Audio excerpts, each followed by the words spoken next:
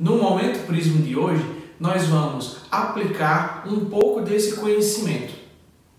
O que nós faremos? Nós vamos calcular média como medida de tendência central, o desvio padrão e o erro padrão da média como medidas de variabilidade desses dados, bem como vamos calcular os intervalos de confiança em 95%. Isso nos permitirá saber quais os valores críticos dentro do intervalo de confiança, a partir dos quais a probabilidade de se encontrar a média verdadeira é muito pequena.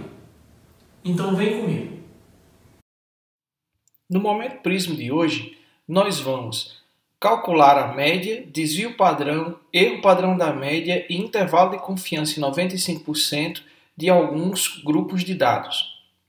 Vamos também testar a normalidade, a simetria e curtose da distribuição desses dados e vamos formular as hipóteses nula e alternativa, H0 e H1. Vamos também observar os testes de hipóteses disponíveis para cada conjunto desses de dados.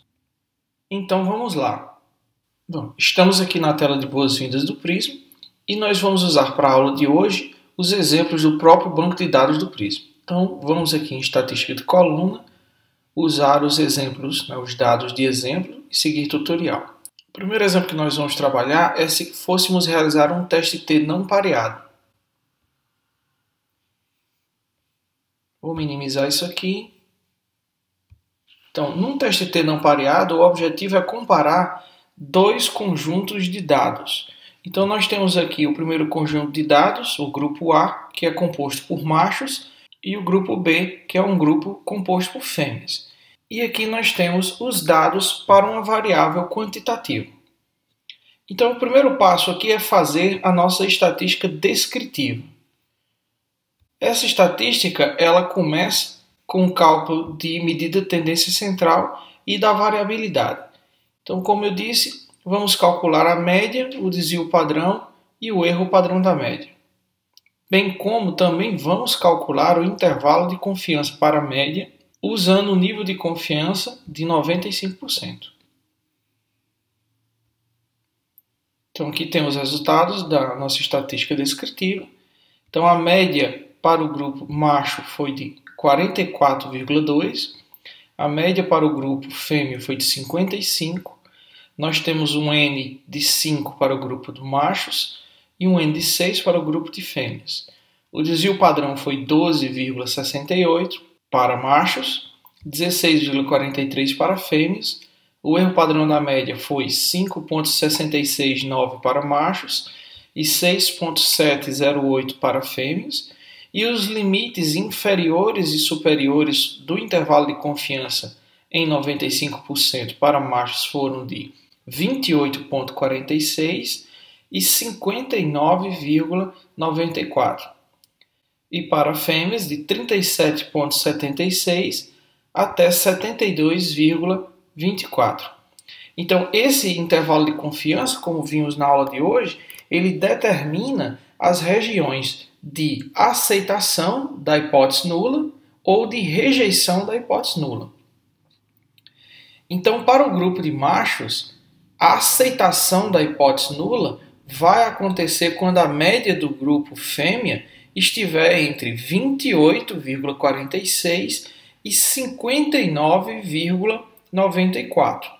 Como podemos ver aqui, a média do grupo fêmea é de 55. Então, essa média se encontra dentro do intervalo de confiança do grupo macho. Logo, provavelmente, ao realizarmos um teste de hipótese, nós teremos que aceitar H0, levando assim à conclusão de que não há diferença entre essas duas médias aqui, de 44,2 e 55, dada essa distribuição e esses valores de intervalo de confiança. O equivalente pode ser observado aqui. Então, a média 44,2, que é do grupo de machos, está dentro do intervalo de confiança para o grupo de fêmeas. Então, entre 37,76 e 72,24. Então, 44,2 está aqui dentro desse intervalo de confiança. Então, como eu disse, provavelmente realizando um teste de hipótese, como o teste T, nós não teremos a detecção de uma diferença significativa entre esses valores médios, sendo essa diferença creditada meramente à variabilidade dos dados. Para esse conjunto de dados, nós também vamos testar se essa distribuição de dados é normal. Vamos testar também a curtose e a simetria. Como é que fazemos isso? Clicamos aqui em Análise, Normalidade, e aqui nessa caixa de opção nós escolhemos testar se a distribuição é normal ou gaussiana e vamos realizar os principais testes de hipótese que nós temos disponíveis. Aqui nós podemos ver que tanto o teste de Anderson-Darling como o teste de Agostino-Pearson não foi capaz de calcular se aqueles dados são distribuídos normalmente, porque o N é pequeno demais para que esse cálculo seja possível. Entretanto, o teste de Shapiro-Wilk conseguiu detectar que os dois conjuntos de dados são normais. Então, os dois passaram no teste de normalidade. O teste de Kolmogorov-Smirnov, que é um teste de menor poder estatístico, também chegou à mesma conclusão. Então, para todos os propósitos, apesar do nosso N ser pequeno para ambos os grupos, esses dados vieram sim de distribuições normais. Por fim, como é que nós elaboraríamos a hipótese aqui nesse estudo? Seja qual for essa variável em questão, os valores médios para essa variável no grupo macho seja diferente da média do grupo fêmea. Logo, a minha hipótese nula é a negação dessa hipótese. Então, a hipótese nula aqui é que não haja diferença entre os valores médios entre os grupos de machos e fêmeas. E a hipótese alternativa, H1, é que haja diferença entre essas médias. Nesse caso aqui, como nós temos dois conjuntos de dados e o dado passou no teste de normalidade, sendo assim um dado paramétrico, a opção aqui seria a realização de um teste T de student, sendo esse teste T um teste T não pareado. Entretanto, nós não vamos realizar esse teste por enquanto, apenas observar que esse teste é possível de ser feito, tendo em vista que ele exige que a distribuição seja gaussiana, e nós checamos e essa distribuição sim é normal. Vamos a um outro exemplo. Então, dessa vez eu vou pegar os dados de um teste T pareado. Então, aqui estão os dados. Nós temos aqui dois grupos ou dois conjuntos de dados, o conjunto controle e o conjunto tratado, ou o grupo controle e o grupo tratado como queira. Entretanto, como se trata de um teste T pareado, na verdade, esses dois grupos representam os mesmos elementos que foram aleatoriamente sorteados. Então, aqui nós temos as iniciais dos nomes das pessoas que compõem esse grupo. O que acontece é que num teste pareado ou de medidas repetidas, por exemplo, o senhor GS, ele teve a sua variável medida na condição controle e depois de ser tratado, essa variável foi medida mais uma vez. Então, esses dados aqui correspondem a um antes e depois de cada um desses indivíduos aqui. Nesse caso, como eu tenho dois conjuntos de dados, o teste associado a isso é o teste T pareado. Esses dados são de uma variável quantitativa contínua, tendo em vista que eles são expressos na ordem de uma casa decimal após a vírgula. Então, nós já conseguimos observar isso aqui, que denota que esses dados são quantitativos medidos em nível intervalar. Então, eles têm tudo para serem dados paramétricos. Vamos, então, fazer primeiro a nossa estatística descritiva. Na nossa estatística descritiva, vamos selecionar o cálculo da média, desvio padrão e erro padrão da média, bem como o intervalo de confiança em 95%. Eis os nossos resultados. Então, o tamanho de nossa amostra foi de 5, então temos 5 elementos. A média do grupo controle foi de 4,56, enquanto que a média do grupo tratado foi 6,020. O desvio padrão do grupo controle foi de 0,7797, enquanto do grupo tratado 0,3768. O erro padrão da média foi de 0,3487 para o grupo controle e para o grupo tratado de 0,1685. Os limites inferiores foram de 3,59 para o grupo controle e inferior de 5,528 para o mesmo grupo. Já para o grupo tratado, os limites inferiores e superiores no intervalo de confiança foram 5,55 e 6,48. Se vocês perceberem, a média de 6,020 está fora do intervalo de confiança do grupo controle. Então, o valor de 6,020 é maior do que 5,528, que é o limite superior. Então, muito provavelmente, se realizarmos um teste de hipótese para confirmarmos se há ou não diferença entre essas médias, nós obteremos um resultado positivo. Então, a hipótese nula aqui é que não haja diferença entre as médias do grupo controle em relação ao grupo tratado. Ou melhor dizendo, que o tratamento não influencia na resposta. A hipótese alternativa, H1, é que haja diferença entre esses valores médios e que sim, o tratamento altera a variável em estudo. Vamos também realizar um teste de normalidade para saber se esses dados aqui são distribuídos normalmente, que é uma condição sine qua non para testes de hipóteses paramétricos. Então, analisar normalidade e mais uma vez vamos fazer todos os testes de hipótese que aqui estão disponíveis. Obviamente, tanto para Anderson, Darling como de Agostino Persson, o N é muito pequeno para que eles calculem essa normalidade, mas tanto o teste de Shapiro-Wilk como de Kolmogorov e Smirnov detectaram que esses dados vêm de distribuições normais. Então, esses dados passaram no teste de distribuição normal. Logo, podemos realizar um teste T pareado, que é típico para esse tipo de comparação, onde nós temos um grupo comparado em um momento antes e depois. Então, para um teste T pareado, análise, teste T, e aqui, em vez de não pareado, nós escolhemos o teste pareado.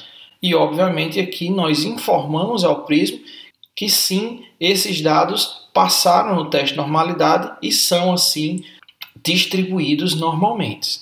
Então, nós vamos usar o teste paramétrico, que é o teste T pareado. Vamos a um outro exemplo. Dessa vez, nós vamos utilizar dados de uma ANOVA on-way simples. Então, aqui nós temos os dados, nós temos aqui 3 grupos, o grupo controle, um grupo tratado e um grupo que foi tratado, mas também recebeu um antagonista. Então, aqui nós temos dados desses grupos e nós vamos primeiro fazer a nossa estatística descritiva. Então, aqui em estatística descritiva, nós vamos calcular a média, o desvio padrão, o erro padrão da média e o intervalo de confiança para esses grupos. Então, aqui nós temos um grupo controle com 6 elementos, um grupo tratado com 5 elementos e um grupo tratado com a adição do antagonista também de 6 elementos. As médias foram de 44,67 para o grupo controle. O grupo tratado teve uma média para essa variável de 83 e o grupo tratado mais antagonista 48,17. Aqui nós temos os desvios padrões, né? 11,4, 12,98 e 5,5 para cada um dos grupos, erros em 4,6, 5,8 e 2,2. E aqui nós temos os intervalos de confiança. Então, os intervalos de confiança inferiores e superiores para o grupo controle foram de 32,71 e 56,56. Então, qualquer média, tanto do grupo tratado como do grupo tratado mais antagonista, que estiver dentro desse intervalo aqui, nós devemos aceitar H0, a hipótese de não haver diferença entre as médias. Se essas médias aqui estiverem fora desse intervalo, estarão na região crítica, isso é, na região de rejeição de H0. Então, ao realizar um teste de hipótese, provavelmente haverá diferença entre esses valores. É o caso aqui, por exemplo, de 83. 83 como média do grupo tratado está fora desse intervalo de confiança. Também está fora desse intervalo de confiança. Então, num teste de hipótese comparativo, provavelmente o grupo tratado será considerado, ou a média do grupo tratado será considerada diferente da média do grupo tratado mais antagonista e também da média do grupo controle.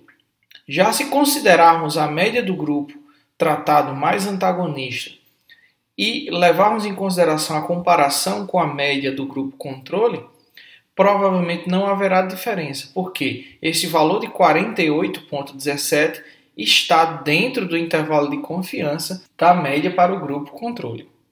Então agora vamos testar se esses conjuntos de dados têm distribuição normal. Então para isso, nós vamos aqui em análise, normalidade. Testar normalidade e os 4 testes que nós já vimos. Então, mais uma vez, o teste de Anderson-Darling e o teste de Agostino-Persson não puderam calcular a normalidade porque o N é muito pequeno, a amostra é muito pequena. O teste Shapiro-Wilk e o teste de Kolmogorov-Smirnov conseguiram calcular se esses dados vêm de distribuições normais e percebam aqui que o grupo controle não passou no teste de normalidade. Então, os dados aqui contidos não se distribuem normalmente, o que impediria o uso de um teste de hipótese paramétrico se a intenção fosse comparar com esse grupo controle. Já os grupos tratado e tratado com antagonista passaram ambos nos testes de normalidade aqui descritos. O tipo de comparação ou o tipo de teste de hipótese que nós faríamos nesse caso aqui seria a ANOVA. Então, selecionaríamos aqui ANOVA Way. E nessa caixa de escolha, nós diríamos que essa ANOVA ela não é pareada. Entretanto, quando realizamos o teste de distribuição normal, nós observamos que um dos grupos não passou no teste de normalidade. Então, aqui eu devo informar ao Prisma que esse grupo de dados não passou no teste. Automaticamente, se vocês observarem nessa caixa aqui, ele altera o tipo de teste de hipótese, que antes era ANOVA One Way e agora passa a ser Kruskal-Wallis. Por quê? Porque o teste de Kruskal-Wallis é o equivalente ao ANOVA One Way, só que para dados não paramétricos. Então eu estou usando aqui um teste de hipóteses não paramétricos. Percebam aqui a mudança quando eu digo que a distribuição é normal. Ele altera para ANOVA One Way, a ordinária, que é a sem medidas repetidas. No momento que eu digo que esses dados não vêm de distribuições normais, ele muda para o teste de Kruskal-Wallis. Bem, eu espero que vocês tenham entendido melhor como funciona a dinâmica dos testes de hipóteses e qual a importância de determinar os valores de intervalo de confiança corretos para que não cometamos erros do tipo 1 ou do tipo 2. Por hoje é só, pessoal. Ficamos por aqui. Até a próxima aula.